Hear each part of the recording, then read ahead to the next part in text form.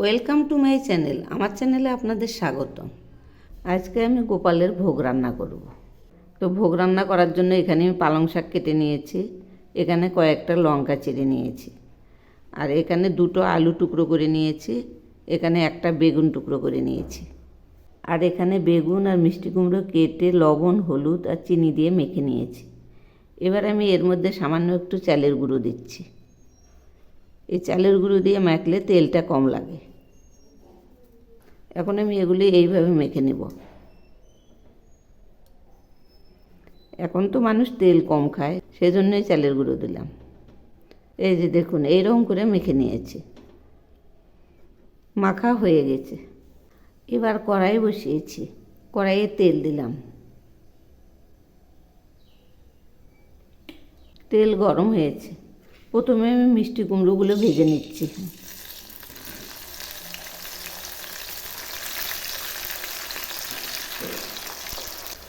এখন আমি একটু ঘুরিয়ে দিচ্ছি।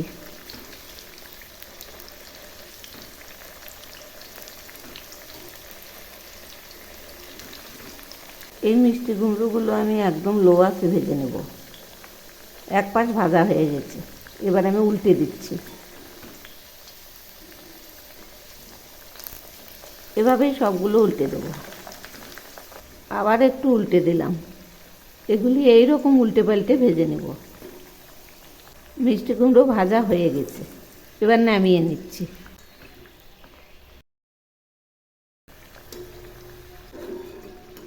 এভাবেই আমি সবগুলো নামাবো। দেখুন, একটুও তেল চুষে নেই, যেমন তেল তেমনই আছে।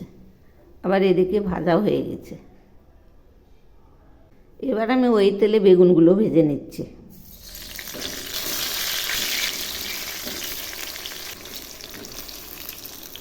এই বেগুনগুলো আমি একদম লো আঁচে ভেজে নেব। এক পাশ ভাজা হয়ে গেছে, এবার আমি উল্টে দিচ্ছি। এভাবেই সবগুলো উল্টে দেব। এই যে দেখুন কত সুন্দর হয়েছে, আর একদম তেল চুষে নেয়।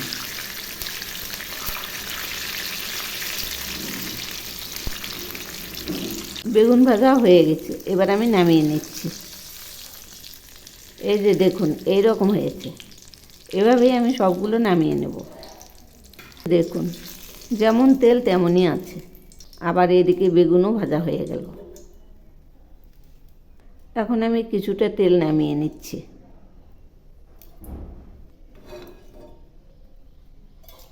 এবার আমি ওই তেলে কয়েকটা বড়ি ভেজে নিচ্ছি।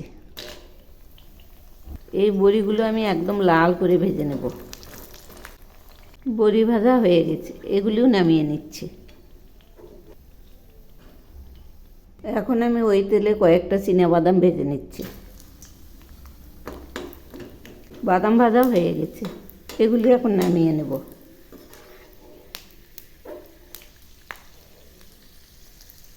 এখন আমি ওই তেলে সামান্য একটু কালো জিরা ফোড়ন দিলাম, আর দিচ্ছি ডুমো করা আলুগুলো। এবার আমি দিচ্ছি চেরা কাঁচা লঙ্কা। এই আলুগুলো এখন একটু নেড়ে দিচ্ছি।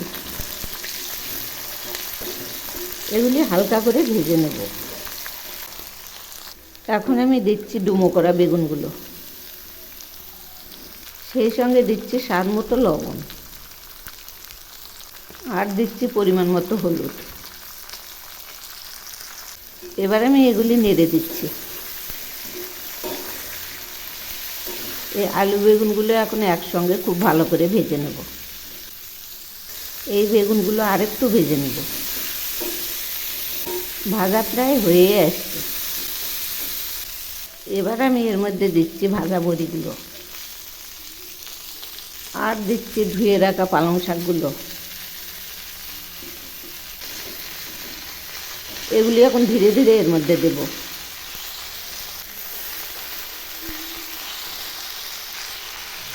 একটু নেড়ে দিচ্ছি।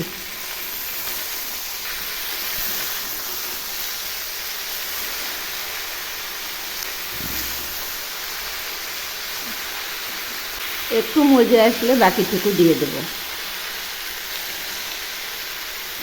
কারণ ঠাকুরের কড়াইটা একদম ছোট হয়েছে, সেই জন্য অল্প অল্প করে দিচ্ছে। এবার আমি বাকি শাকটুকু দিয়ে দিলাম,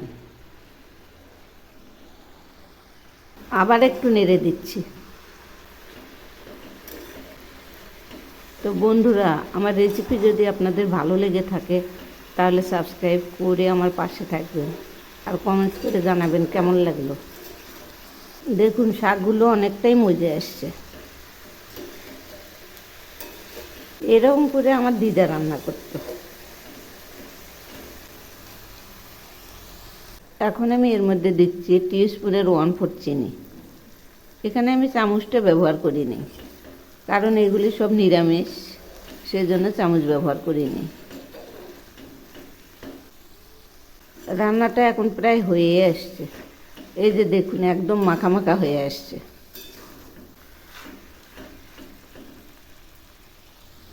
এবার আমি এর মধ্যে দিচ্ছি বাদামগুলো, আবার একটু নেড়ে দিচ্ছি। এই বাদামগুলো সব শেষেই দিতে হয়, তাহলে খুব মুচমুচে থাকে। এভাবে একবার বানিয়ে খেয়ে দেখবেন, অসাধারণ টেস্ট। এই যে দেখুন জলটা শুকিয়ে তেল ছেড়েছে। রান্নাটা এখন হয়ে গেছে, এখন আমি নামিয়ে নিচ্ছি। এই যে রান্নাটা নামাচ্ছি, দেখুন না কত সুন্দর হয়েছে। এভাবে একবার বানিয়ে খেয়ে দেখবেন, অসাধারণ টেস্ট, একদম স্বাদ মুখে লেগে থাকবে, এত টেস্টি। একবার খেলে ভুলতেই পারবেন না। এই যে দেখুন সবগুলো নামিয়েছি।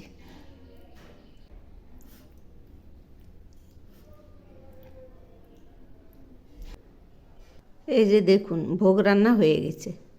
এভাবেই আমি গোপালের ভোগ সাজিয়েছি। এখানে মিষ্টি কুমড়ো ভাজা, পাশে বেগুন ভাজা, আর এ পাশে আছে পালং শাক, বড়ি আর বাদাম দিয়ে ঘন্ট, আর এর সঙ্গে আছে ফুলকপির ডালনা। এই যে, আর অন্যের উপর দিয়েছি একটু ঘি। এভাবেই আমি গোপালের ভোগ সাজিয়েছি।